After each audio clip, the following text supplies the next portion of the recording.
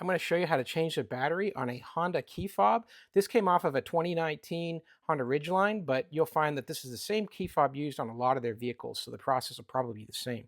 There's a little lever here on the back. You're going to slide that to the right, and that's going to allow you to release the physical key that sits inside the key fob. So pull that little lever to the right, pull the key out.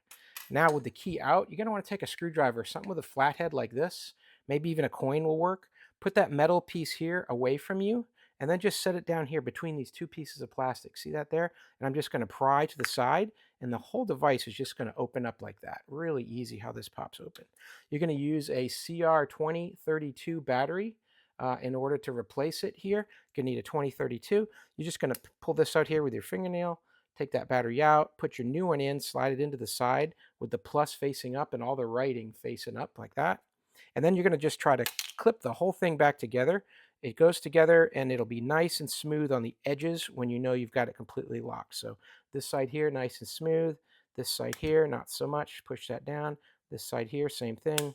And now we've clicked it all in. It's nice and smooth all the way around. And we're done. Going to take the physical key, just click it in place here. And now you've got your new battery in your Honda key fob. And don't forget, when you look at these, this is a driver one. Your electronic settings will be teed up to each key fob. So it's real nice how Honda does that. Hope that helps. Have a great day.